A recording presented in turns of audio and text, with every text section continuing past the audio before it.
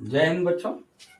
आज हम आप लोगों को बच्चों फिजिक्स में साइंस फिजिक्स में ये आपका साइंस बताने जा रहे हैं बच्चों। और साइंस के अंदर आपको फिजिक्स ब्रांच बताने जा रहे हैं।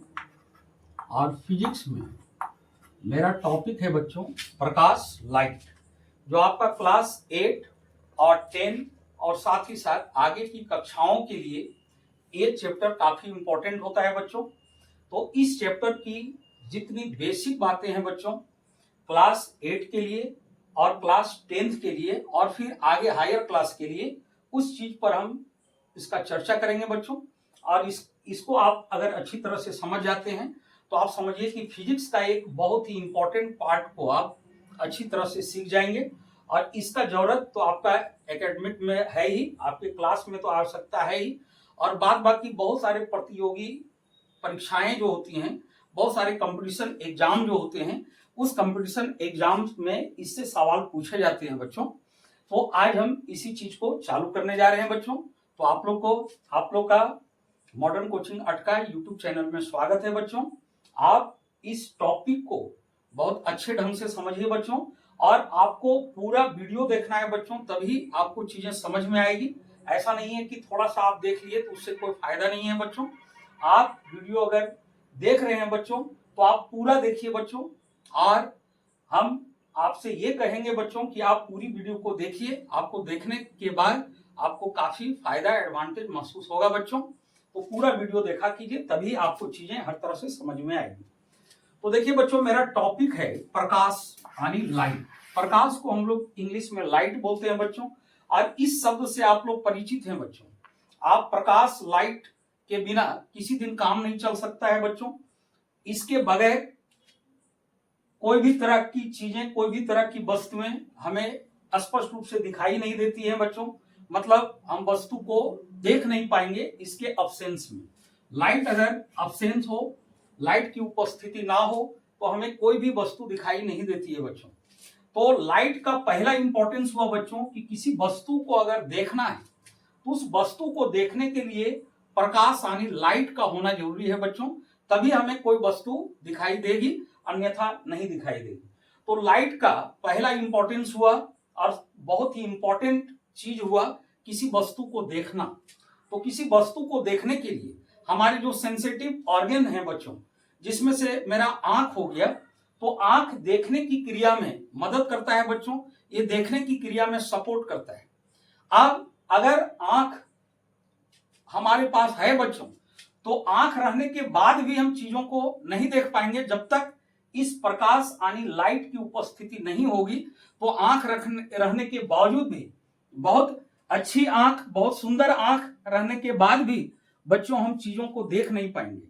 तो आंख, नेत्र, आई रहने के बावजूद भी चीजों को देखने के लिए हमें लाइट की उपस्थिति होती है। तो लाइट का, प्रकाश का महत्व हो गया, प्रकाश का इंपॉर्टेंस हो गया बच्चों। किसी भी वस्तु को देखने के लिए हमें लाइट का होना जरूरी है।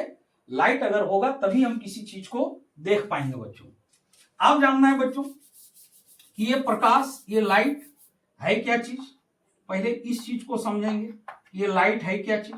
तो लाइट से आप परिचित हैं बच्चों। तो लाइट के कितने सोर्सेस होते हैं बच्चों, लाइट के कितने स्रोत होते हैं।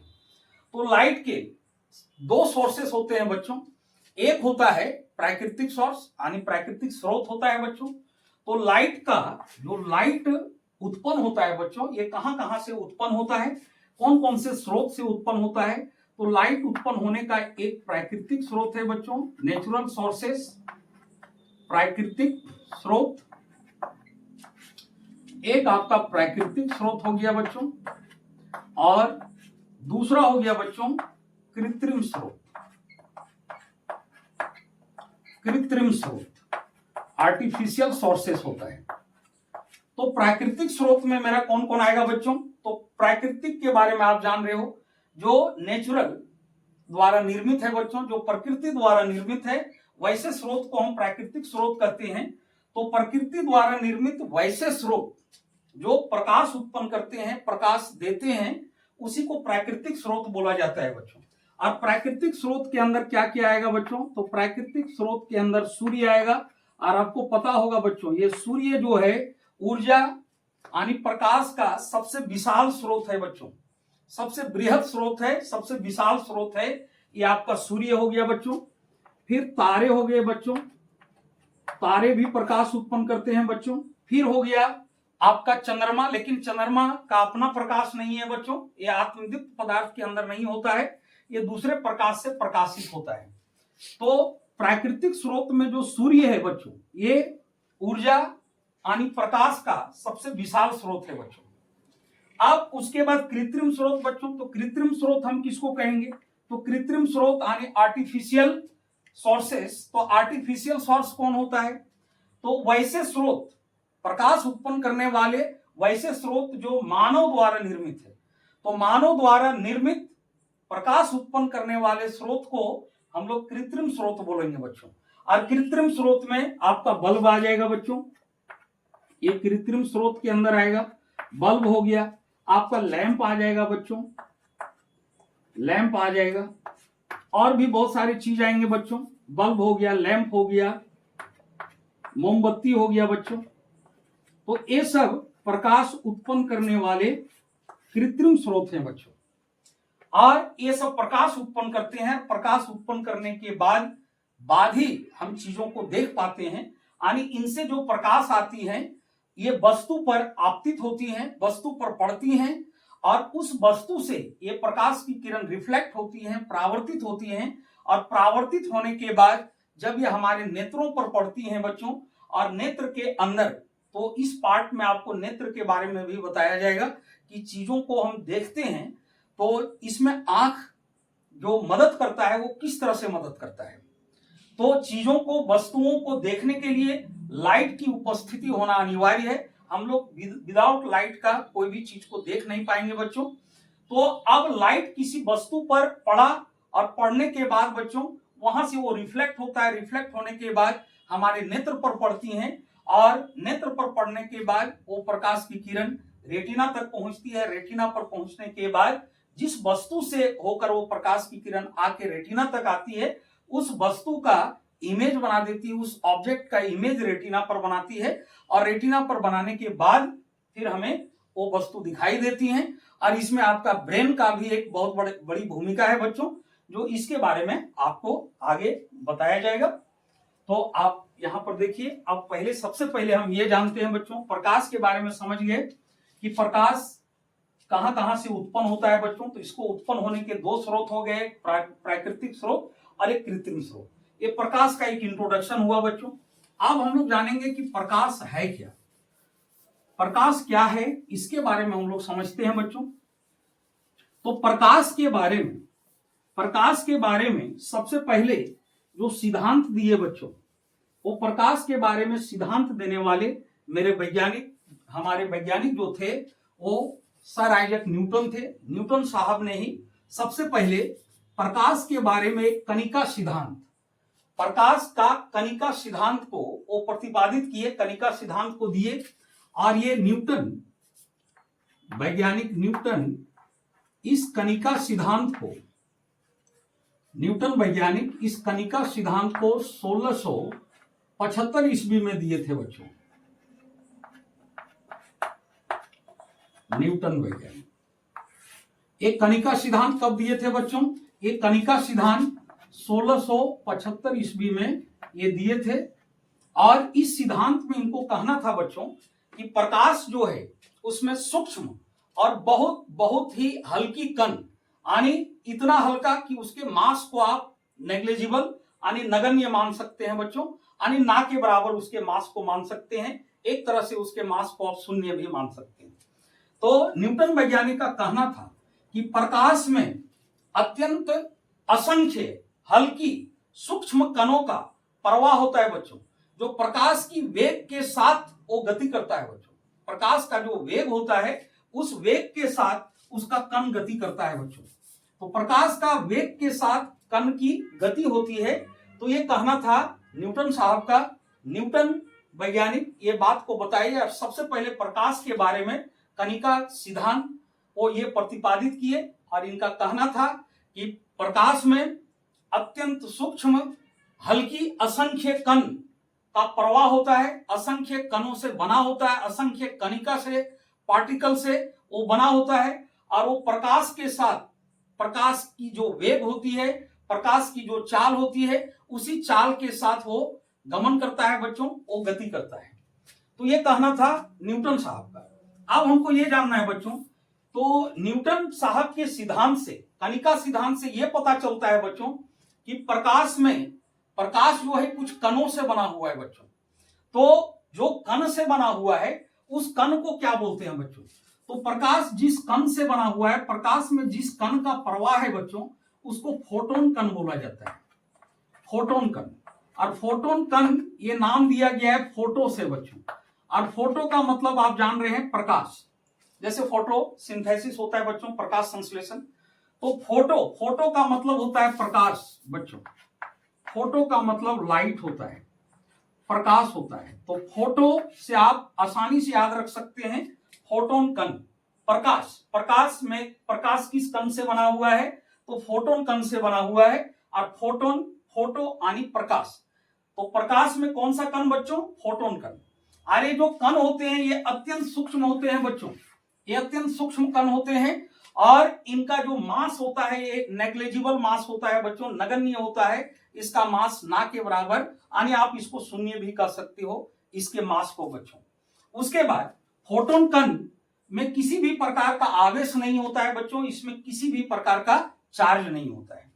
अब इसके बारे में बच्चों आप उच्च कक्षाओं में, आप 11-12 में इसके बारे में और विस्तार से आप जानकारी लेंगे। लेकिन अभी हम आपको एक शॉर्ट नॉलेज, एक आइडिया आपको दे दिए कि प्रकाश जो है ये फोटोन कण से बना हुआ है और प्रकाश में फोटोन कण का प्रवाह है। और इस कणिका सिद्धांत को न्यूटन साहब 1675 ईस्वी में दिए। उसके बाद बच्चों फिर मेरा एक दूसरा साइंटिस्ट आए, दूसरा वैज्ञानिक आए। उस वैज्ञानिक का नाम है बच्चों हाइजेंस। उस वैज्ञानिक का नाम है हाइजेंस। और ये हाइजेंस वैज्ञानिक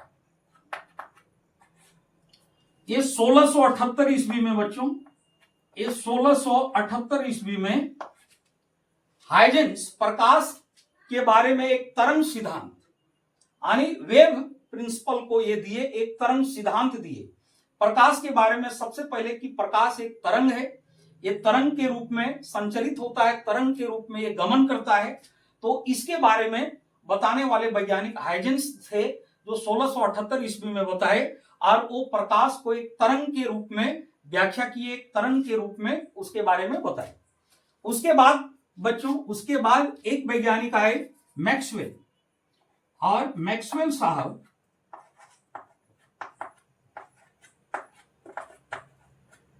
इसके बाद जो वैज्ञानिक थे ये थे मैक्सवेल। और इन्होंने 1873 ईस्वी में, 1873 ईस्वी में प्रकाश के बारे में एक विद्युत चुंबकीय तरंग, प्रकाश को एक विद्युत चुंबकीय तरंग के रूप में ये व्याख्या किए, इलेक्ट्रोमैग्नेटिक वेव पर ये व्याख्या किए। तो मैक्सवेल साहब 1873 ईस्वी में प्रकाश के बारे में ये बताए कि प्रकाश एक विद्युत चुंबकीय तरंग है, यानी प्रकाश को एक विद्युत चुंबकीय तरंग के रूप में व्याख्या किए। तो ये हुआ थोड़ा सा इनका मतलब प्रकाश का एक शॉर्ट परिचय हुआ कि प्रकाश के बारे में कौन कौन वैज्ञानिक ने कौन कौन से बातों को रखे। अब इस चीज को आप आगे की कक्षाओं में और विस्तार से आप पढ़ेंगे बच्चों। तो अब इसके बाद हम लोग समझेंगे कि प्रकाश है क्या चीज, प्रकाश क्या है।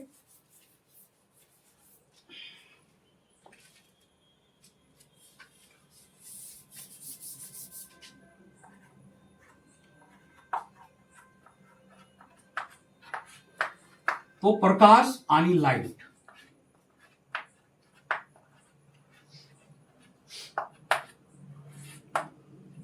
तो सबसे पहले बच्चों प्रकाश जो है ये ऊर्जा का एक रूप है बच्चों, एनर्जी का एक फॉर्म है।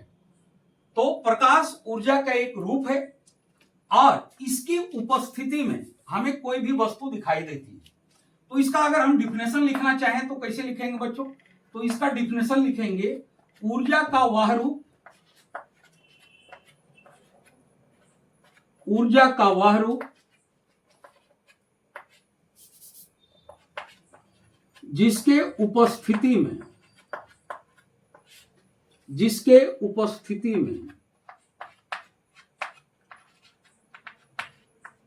हमें कोई भी वस्तु दिखाई देती है। ऊर्जा का वह रूप जिसके उपस्थिति में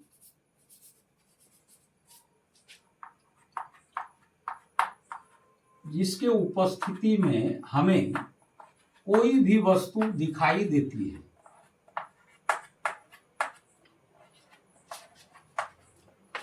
हमें कोई भी वस्तु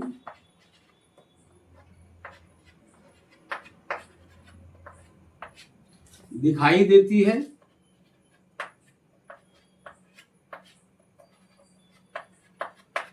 कोमा प्रकाश कहलाता है।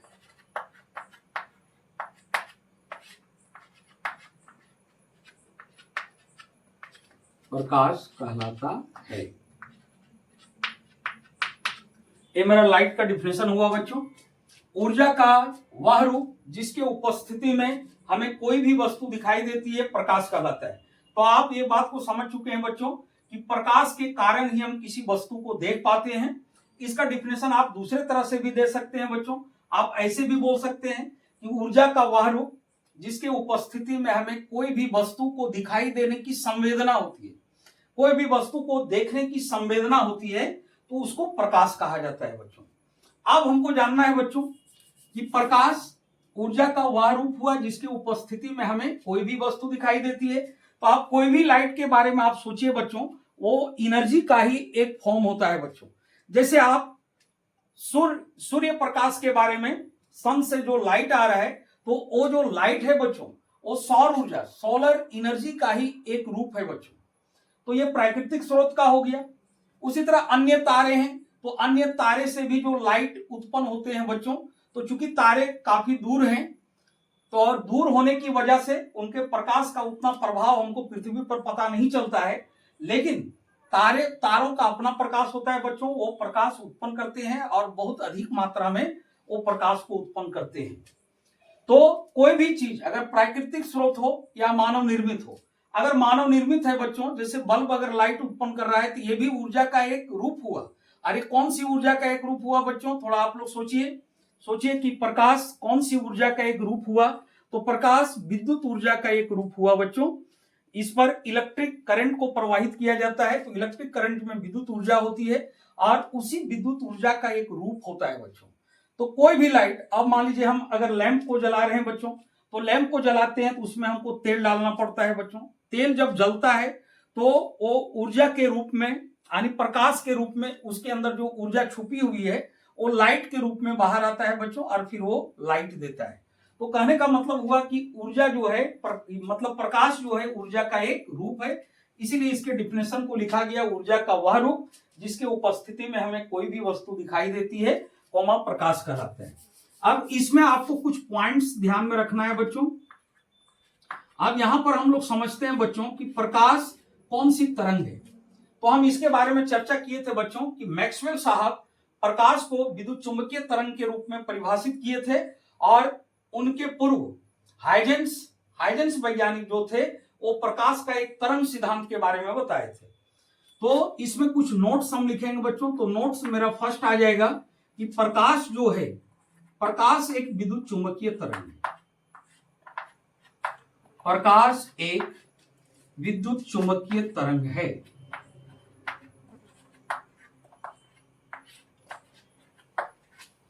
प्रकाश एक विद्युत चुंबकीय तरंग है,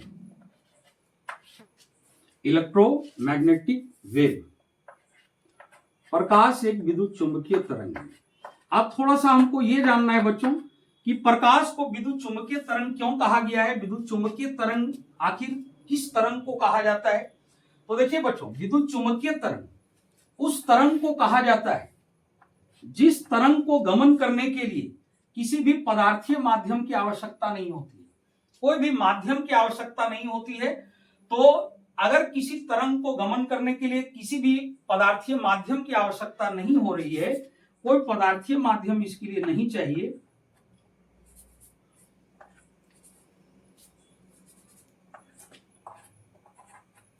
कोई पदार्थीय माध्यम की आवश्यकता नहीं है बच्चों, यानी इसके लिए मीडियम नहीं चाहिए बच्चों।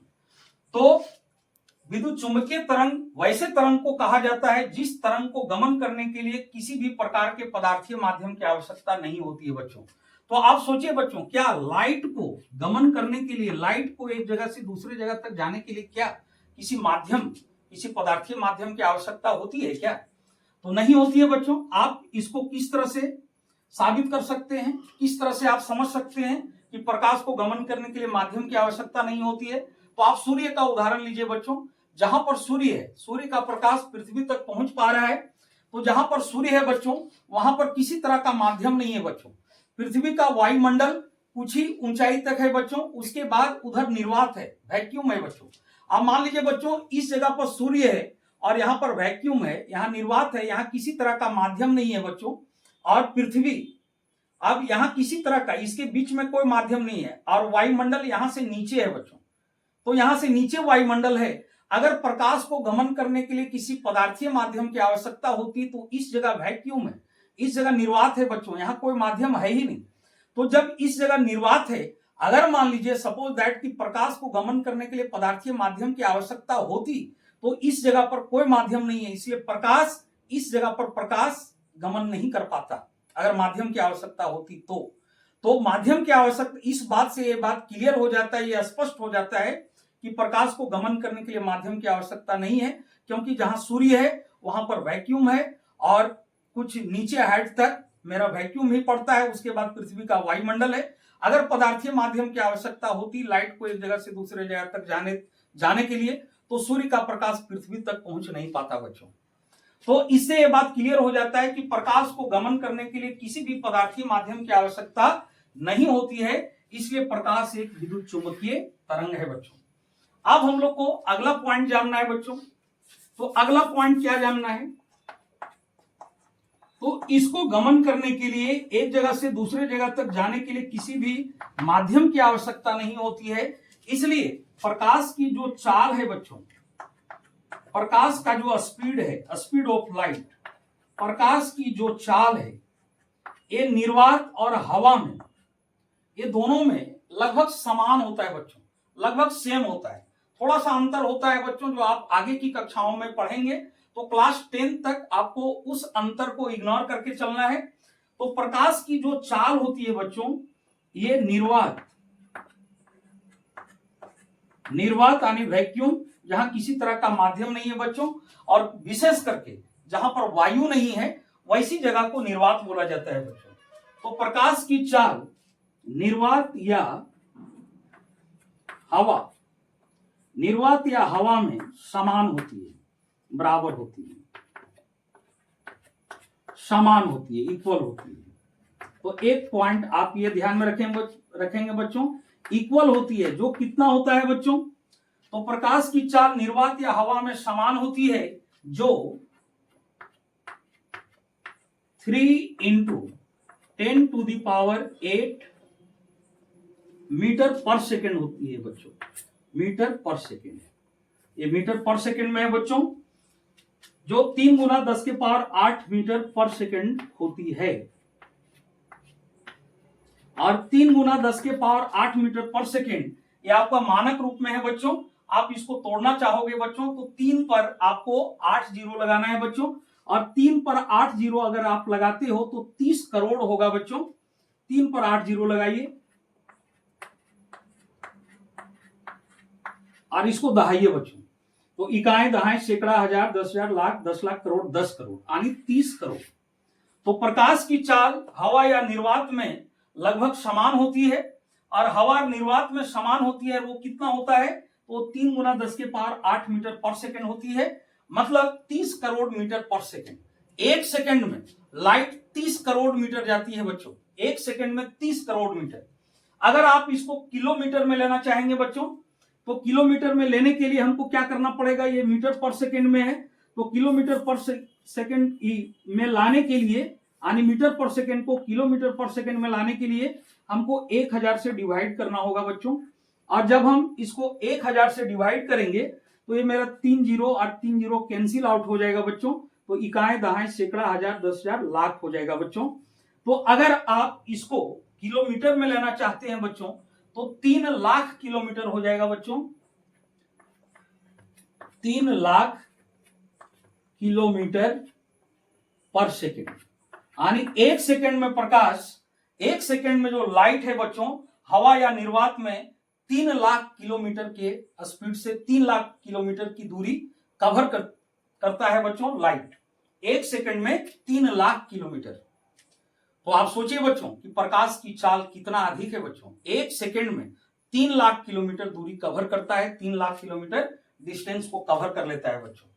तो आप ये ध्यान में रखोगे बच्चों कि प्रकाश की चाल निर्वात या हवा में समान होती है, और अभी 10 तक हमको समान ही लेके चलना है बच्चों। हालांकि थोड़ा बहुत इसमें अंतर आता है बच्चों, तो आप लगभग भी लिख सकते हो, लेकिन अभी हमको इसकी आवश्यकता उतना नहीं है बच्चों नीचे क्लास के लिए। तो आप यहां लगभग भी डाल सकते हैं। तो प्रकाश की चाल निर्वात या हवा में लगभग समान होती है, जो 3 गुना 10 के पावर 8 मीटर पर सेकेंड यानी 30 करोड़ मीटर पर सेकेंड होता है बच्चों। और अगर किलोमीटर में आप लेंगे तो 3 लाख किलोमीटर पर सेकेंड होता है बच्चों। अब हमको इसमें कुछ और पॉइंट्स जानना है बच्चों, तो कुछ और पॉइंट्स देखते हैं।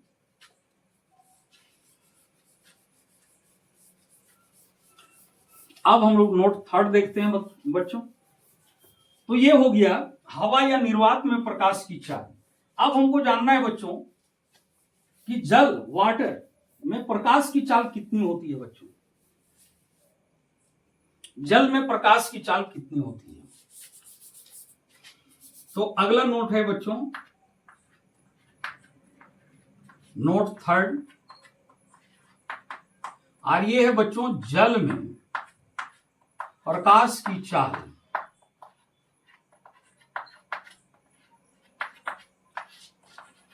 जल में प्रकाश की चाल 2.25 into 10 to the power 8 metre per second होती है। इसको आप देख सकते हैं बच्चों, इसको आप तोड़ के देख सकते हैं कि कितना इसका चाल हो रहा है। आप मीटर पर सेकेंड में भी देख सकते हैं और किलोमीटर पर सेकेंड में भी आप इसको देख सकते हैं। अब इसी में मेरा नोट 4 है बच्चों कांच में प्रकाश की चाल। कांच ग्लास में, तो कांच में प्रकाश की चाल 2 into 10 to the power 8 metre per second होती है बच्चों।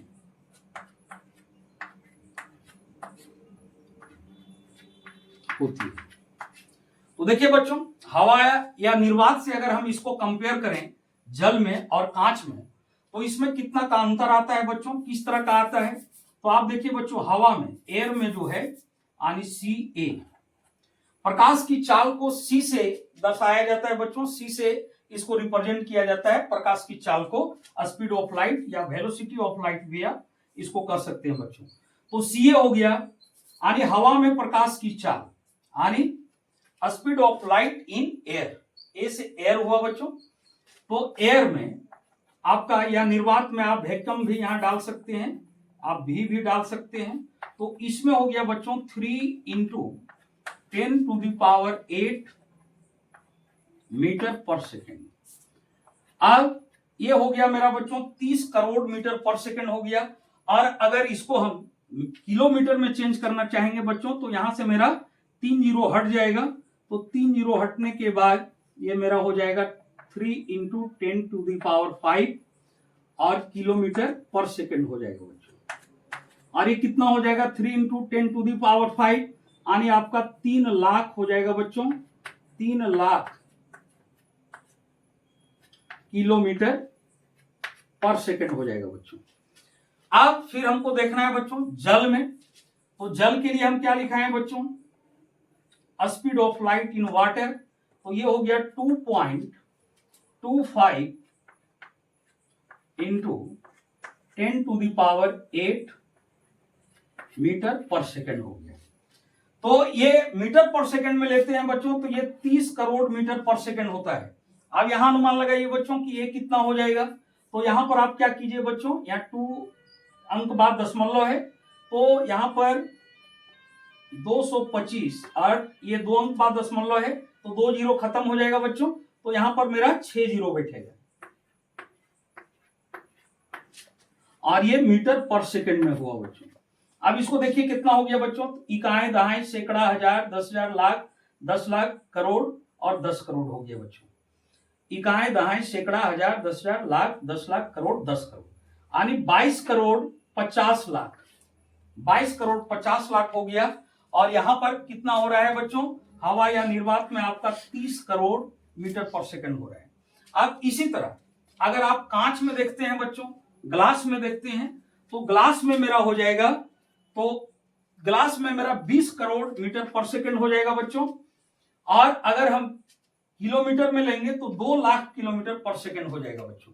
तो ये अंतर आखिर बना कैसे बच्चों, ये अंतर आखिर क्यों हो रहा है, तो ये अंतर इसलिए हो रहा है बच्चों कि जब प्रकाश हवा में गमन करती है, हवा या निर्वात में अगर प्रकाश चलती है, तो हवा और निर्वात में क्या होता है बच्चों, हवा को एक विरल माध्यम माना गया है बच्चों, रेयर मीडियम उसको माना गया है। तो रेयर मीडियम में हवा में जो पार्टिकल्स होते हैं, हवा में जो कण होते हैं बच्चों, ये कणों के बीच रिक्त स्थान ज्यादा होता है, इसके कण पास पास ना होके इसके कण दूर दूर होते हैं बच्चों। तो जब हवा में प्रकाश चलती है बच्चों, तो वहां पर पार्टिकल्स, हवा में जो पार्टिकल्स हैं, तो पार्टिकल्स के बीच काफी रिक्त स्थान है बच्चों, काफी गैप है। तो ट्रैफिक कम होने की वजह से बच्चों स्पीड ज्यादा हो जाता है। ट्रैफिक कम होने के बाद आप जान ही रहे हो बच्चों कि अगर ट्रैफिक कम होता है तो उस जगह पर स्पीड बढ़ जाता है, गाड़ी का स्पीड उस जगह बढ़ा दिया जाता है, बढ़ जाता है ट्रैफिक कम होने से। तो बात यही है बच्चों कि हवा, एयर में जो होता है बच्चों, एयर में पार्टिकल्स जो होते हैं ये दूर दूर होते हैं और उनके बीच का गैप ज्यादा होता है।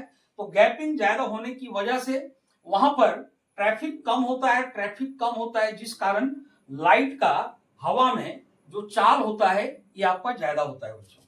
अब हवा की तुलना में अगर आप जल में लेंगे प्रकाश की चाल बच्चों, तो जल के पार्टिकल्स हवा की तुलना में थोड़ा पास पास हैं बच्चों, और उनके बीच, हवा की तुलना में उनके बीच का जो रिक्त स्थान है ये थोड़ा कम है बच्चों।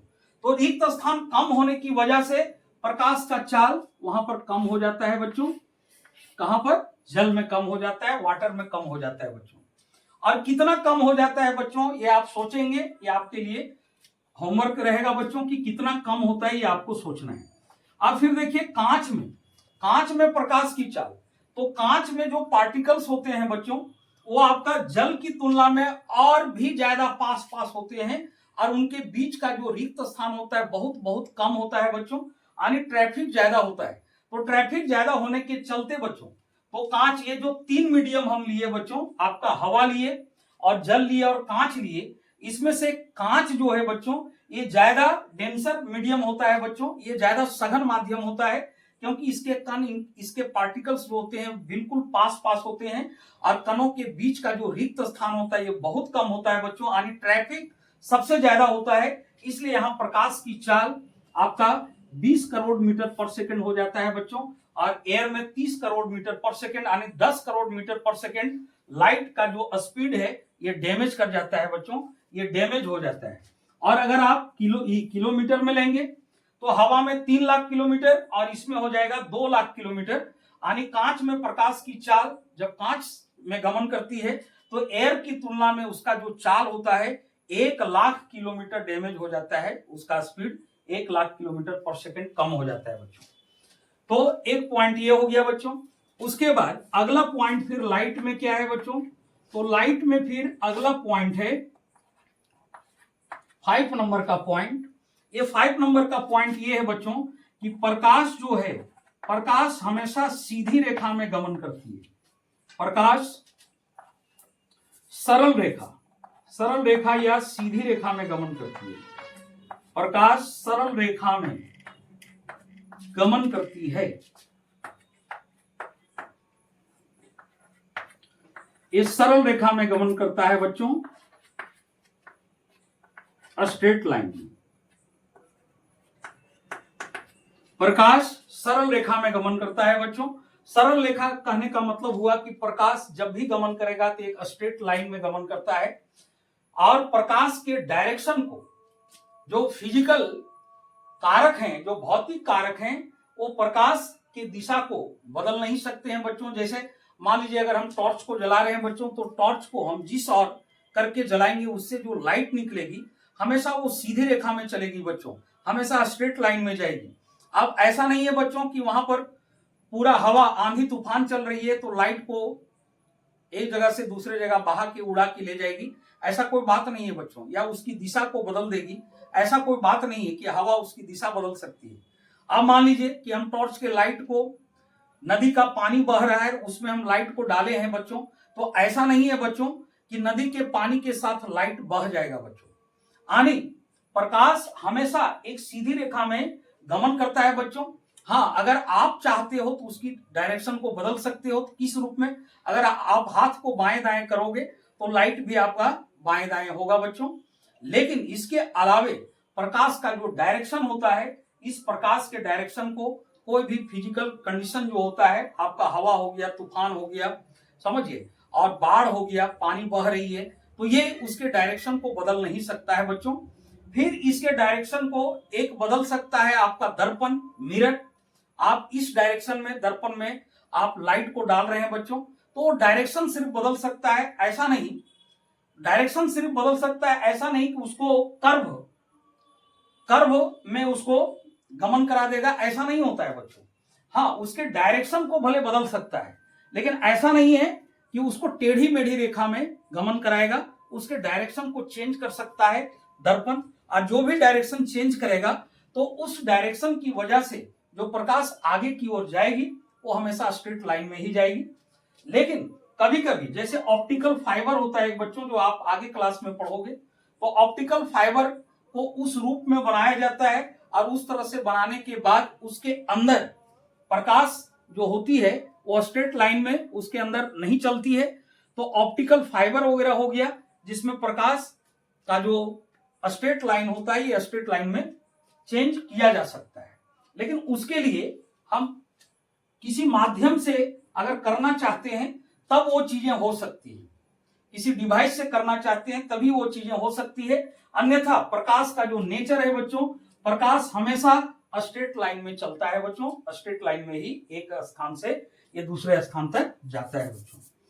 फिर अगला आप लिख सकते हैं बच्चों, प्रकाश जो होता है बच्चों, प्रकाश में किरणों का समूह होता है बच्चों, बहुत सारे रेज मिलके प्रकाश जो होता है, लाइट जो होता है, तो कोई भी लाइट में बहुत सारे किरणों का समूह होता है बच्चों। तो प्रकाश किरणों का समूह होता है बच्चों, प्रकाश किरणों का एक समूह होता है, ग्रुपिंग ऑफ रेज, किरणों का एक समूह होता है बच्चों। यानी कोई भी लाइट में बहुत सारे किरण एक साथ होते हैं बच्चों, ग्रुप में होते हैं, तो प्रकाश किरणों का एक समूह है। और किरणों के इस समूह को प्रकाश पुंज भी बोला जाता है बच्चों, लाइट बीम भी बोला जाता है। तो प्रकाश किरणों का एक समूह है। तो इतना बातें आपका प्रकाश से संबंधित हुआ बच्चों। यानी प्रकाश का एक इंट्रोडक्शन हम आपको आज करवाएं बच्चों कि प्रकाश है क्या, प्रकाश के बारे में सिद्धांत को कौन कौन वैज्ञानिक खोजे, उसके बाद लाइट का चाल, माध्यम बदलने से किस तरह से परिवर्तन होता है, इसके बारे में बताया गया कि अगर माध्यम आपका विरल माध्यम हो, रेयरर मीडियम हो, तो विरल माध्यम में प्रकाश की चाल ज्यादा होगा और उससे जितना सघन होते जाएगा प्रकाश की चाल उतना कम होते जाएगा बच्चों। उसके बाद आपको बताया गया कि प्रकाश किस तरह का तरंग है बच्चों। तो ये सब के बारे में आज आपको सिर्फ प्रकाश का एक पार्ट 1 में प्रकाश का एक इंट्रोडक्शन मिला बच्चों। अब अगला पार्ट में आपको प्रकाश के बारे में और भी जो चीजें हैं उसके बारे में आगे कंटिन्यू किया जाएगा बच्चों। तो आज यहीं तक बच्चों, आप इस वीडियो को पूरा देखिए और यहां तक आप बातों को अच्छी तरह से समझिए। इसके बाद फिर अगला पार्ट बहुत जल्द अपलोड किया जाएगा बच्चों, और फिर अगला पार्ट में प्रकाश से संबंधित और भी जो बातें हैं उस बातों को आपको बताया जाएगा बच्चों। और लाइट से संबंधित जो भी तरह का आपके अंदर जो डाउट होगा बच्चों, वो सारे डाउट को क्लियर किया जाएगा। और इस चीज को करने के बाद बच्चों फिर आपको बड़ा आसानी होगा। और ये लाइट बहुत ही इंपॉर्टेंट चैप्टर है बच्चों फिजिक्स के लिए, इसलिए इसको अच्छी तरह से आपको देखना है, समझना है। तो आप वीडियो में बने रहिए बच्चों। आपका इसका नेक्स्ट पार्ट बहुत ही जल्द अपलोड किया जाएगा बच्चों। तो आज यहीं तक बच्चों, जय हिंद।